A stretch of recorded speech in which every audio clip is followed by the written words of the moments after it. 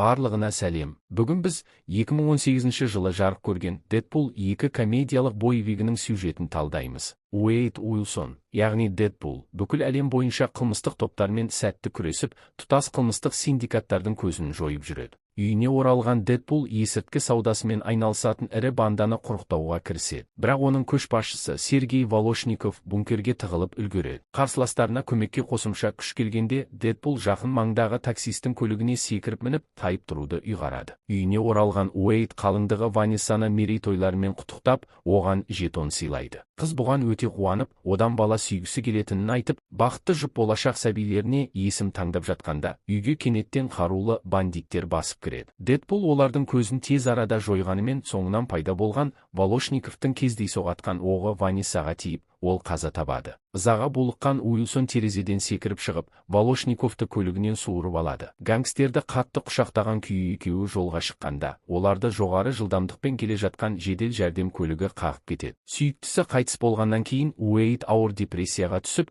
қайғысын ішімдікпен басуға тырысады. Бірақ бұл көмектеспейді. Содан соң Дэдпул ішіндегі мұңын тарқату үшін бұрынғы соқыр көршісі елге барады. Алайда қарт әйел жігітке ештеңемен көмектесе алмайды. Әбден түңілген Дэдпул өзін бөлшектеп жіберетін жойқын жарылыс ұйымдастырады. Соңында Уэйд Ванессаны кездестіреді. Бірақ қыз оның жүрегі әлі де өз орнында емес екенін айтып, оған жақындатпайды. Күтпеген жерден Дэдпул біздің әлемге қайта оралады. Себебі Колосс оның дене мүшелерін қапқа оқтап жинап алып, Икс адамдардың саяжайына алып келген екен. Көп ұзамай Уэйдтің денесі толық регенерациядан өтіп қалпына келеді. Колосс досына бұл жердегі мутанттар бір үлкен отбасы сияқты өмір сүретінін айтып, Дэдпулға олардың қатарына қосылуды ұсынады. Жас Рассел ерекше қабілеттері бар қиын жасөспірімдерге арналған мутанттарды қайта тәрбиелеу орталығы атты панажайға түседі. Панажай директоры өз тәрбиеленушілерін басқару мүмкін емес зұлым тіршілік иелері деп санап, оларға өте қатыгез қарайды. Ол ең адамгершілікке жатпайтын тәсілдермен балалардың бойындағы Икс генін жоюға тырысады. Қорлықтан әбден шаршаған Рассел бүлік шығарып,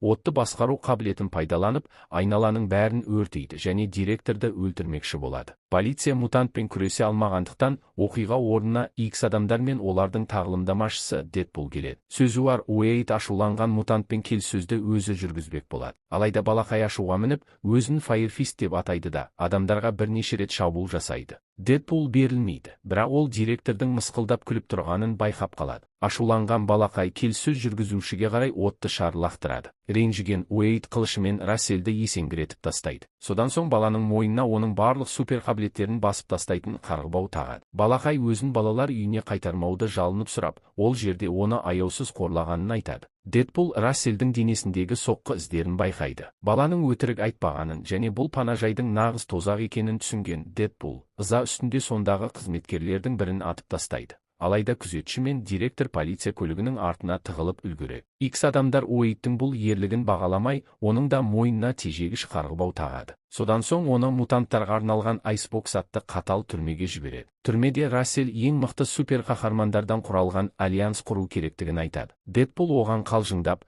бұл мақсат үшін түрме астындағы сенімді күзетте жатқан Дәуд Джаггернауттың жақсы келетінін айтады. Жедел регенерация қабілетінен айырылған Уэйд күннен күнге әлсірей бастайды. Өйткені оның бойындағы қатерлі ісік қайта өршиді. Оның үстіне Дэдпулды түрмедегі басқа тұтқындар да аяусыз соққыға жығады. Өйткені Рассел бәріне соқтығысып жүреді. Осыдан кейін Уэйд балақайға өз мәселелерін бұдан былай өзі шешуі керектігін айтады. Бұл сөз Расселдің көңіліне қатты тиеді. Осы тұста бізге жақын болашақты көрсетеді. Файерфист есімді мутант қиратқан үйдің ішінде, киборг жалдамалы Кейбл өз отбасының мерт болғанын көреді. Ол жерден күйіп кеткен қонжық ойыншықты тауып алады. Кейбл уақыт аралығында саяхат жасауға мүмкіндік беретін артефактіні пайдаланып, ол әлі қылмыс жасамай тұрып көзін жою үшін біздің заманға келеді. Болашақтан келген Кейбл қуатты қаруының көмегімен Айсбоксқа тез жетеді. Расселдің камерасына барар жолда ол бірнеше күзетшіні жайратып салады. Содан соң барлық камераларды ашып жіберіп, түрме ішінде нағыз хаосты орнатады. Көп ұзамай Кейбл Расселді тауып алып, оны өлтірмек болады. Бірақ Дэдпул баланың жағына шығып, оны қорғайды.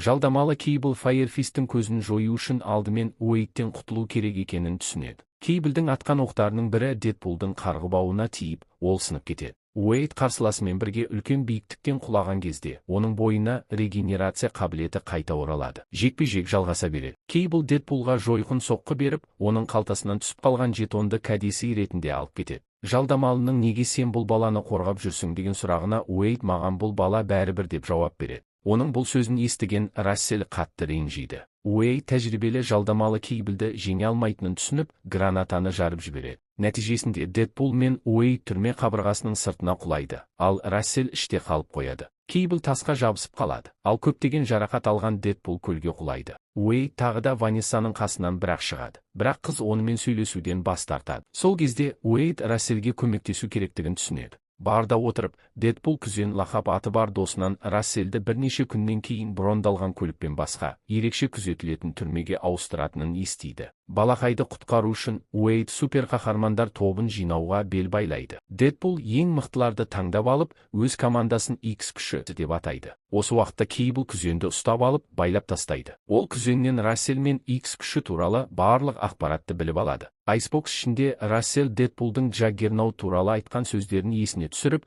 түрме асханасынан тамақтасып, алып дәумен достасуға тырысады. Белгіленген күні Дэдпул өз командасымен бірге тікұшақтан секіреді. Тұтқындар тиелген көлікті жолда ұстау жоспарланған болатын. Алайда қатты желдің кесірінен бәрі жоспардан тыс кетіп, қону кезінде Дэдпул мен Доминодан басқа отрядтың барлық мүшелері дерлік қаза табады. Домино өзінің таңғажайып сәттілік қабілетінің арқасында жүргізушіні жолға лақтырып жіберіп, көлікті басқаруды тез арада өз қолына алады. Кейбл де жүк көлігіне мінеді, бірақ оның назарын дер кезінде жеткен Дэдпул басқа жаққа аударады. Уэйд көлікке мінуге сәтсіз әрекет жасап жатқанда, Домино өзінің сәттілігінің арқасында мықты жаумен шайқасқа түсіп, біраз уақыт бойы берілмейді. Бірақ Кейбл одан басым түсіп көзін жоймақшы болады. Бақытымызға орай, Уэйд жалдамалыға кедергі жасайды. Кейбл бірден қаруын суырып алып, оқтардан ептілікпен жалтарып жүрген Дэдпулға оқ жаудырады. Осы уақытта Домино тежегіші істен шыққан жүк көлігінің тізгініне қайта отырады. Рассел сәтті пайдаланып, камерасынан босап шығады. Содан соң алып Джаггернаутты еркіндікке жібереді. Джаггернаут жойқын соққысымен көлікті де, астындағы асфальтты да талқандап тастайды. Қатты құлағандарына қарамастан бәрі аман қалады. Джаггернаут бірден Дэдпулға ұмтылып, ешқандай сөзге келместен оның денесін бөлшектеп тастайды. Денесінің жоғарғы бөлігі ғана қалған Уэйд Расселден кешірім сұрауға тырысады. Алайда балақай өзіне жаңа дос тапқанын және соның көмегімен жек көретін панажай директорын жойғысы келетінін мәлімдейді. Домино Уэйдтің жараланған денесін соқыр елдің үйіне апарады. Ол жерде оның денесінің төменгі бөлігі тез арада қайта өсе бастайды. Кенеттен Кейбл пайда болып, жігіттерден көмек сұрайды. Өйткені ол жалғыз өзі Джаггернаутты жеңе алмайтынын түсінеді. Жалдамалының айтуынша, панажай директорын өлтіргеннен кейін Рассел нағыз суперзұлымға айналады, және бірнеше жылдан кейін оның бүкіл отбасын өлтіреді. Дэдпул бір шартпен келіседі. Кейбл оған Расселмен сөйлесуге мүмкіндік беруі тиіс. Уэйд Колостан да көмек сұрайды, бірақ дәу жігіт достарынан көңілі қалғанын айтып, бас тартады. Топ мүшелері балалар үйіне Рассел мен Джаггернаутпен бір уақытта дерлік жетеді. Олар баланы тоқтатуға тырысады, бірақ ол ешкімді тыңдамай, директордың соңынан қуа жөнеледі. Дэдпул, Домино және болашақтың қуатты қаруымен қаруланған Кейбл Джаггернаутқа қарсы тұрады. Алайда олар бұл алып дәуге ештеңе істей алмайды.